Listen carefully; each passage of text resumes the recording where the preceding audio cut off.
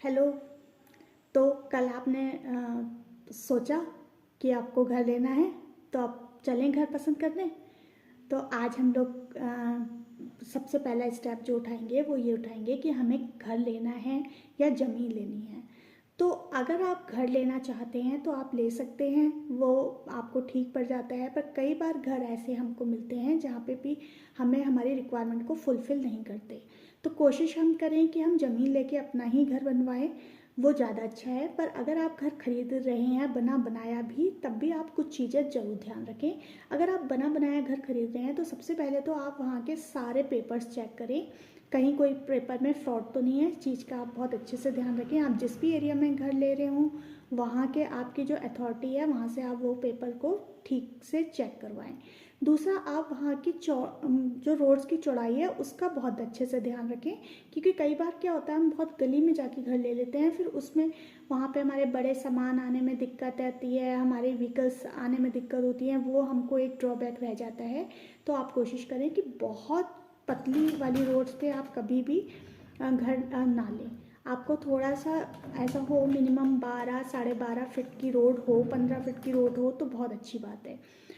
तीसरा, आपको वहाँ पे हमेशा ड्रेनेज का सिस्टम ज़रूर देख लेना चाहिए कि वहाँ पे ड्रेनेज कैसा है। कहीं ऐसा तो नहीं बारिश में वहाँ तालाब भर जाता है, फिर बस हमने घर ले लिया और हम फंसे हैं, हफ्ते भर बारिश हो रही है तो हफ्ते भर हम फंसे हुए हैं। तो ये आप ना करें।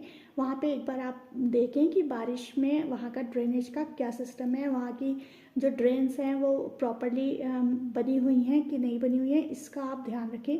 क्योंकि कई बार ऐसा होता है कि हमें बस घर लेना है, हमारे दिमाग में यही होता है कि हमें घर लेना है और हम कहीं पे भी ले लेते हैं। पर उसके बाद कुछ साल रहने के बाद जब हम थोड़े से वो जो कर्जे वाला लोड होता है या फिर वो पैसों वाली टेंशन से ख़त्म होता है, तब हमें घर के ड्रॉबैक्स दिखने लगते हैं। तो ये चीज़ अगर हम पहले से ही मेंटेन करके चलेंगे कि हमें किस टाइप के जगह पे हमें घर लेना है, तो वो आपको बाद में बहुत सुकून देगा। वो आपको मतलब आज तो आपको लगेगा कि थोड़ा महंगा भी मिल सकता है वो एरिया दूसरे एरिया से, पर वो बाद में आपको बहुत सुकून देगा। मैंने कई घर ऐसे देख रखे हैं जो इन लोगों ने लिए हैं, मीलों तक वहाँ पे कन्वेंस ही नहीं मिलती।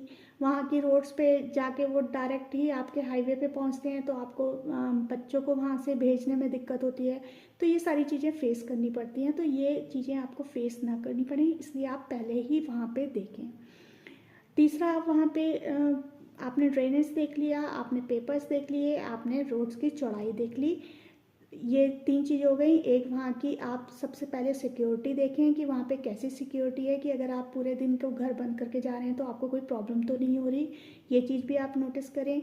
चौथा, आपको वहाँ की लोकेलिटी देखनी है कि आपके हिसाब की है, आप जिस भी टाइप का आपका लिविंग है कि वहाँ पे रहने वाले लोगों का भी वही लिविंग है। अगर है तो आपको सफ़र नहीं करना पड़ेगा, अगर नहीं है तो आपको सफ़र करना पड़ेगा। तो इस चीज़ का भी आप ध्यान रखें कि आप जिस भी क्लास को बिलोंग करते हो उस क्लास की ही आप लोकेलिटी में अपना घर खरीदें, वो आपको बहुत ज़्यादा अच्छा रहेगा।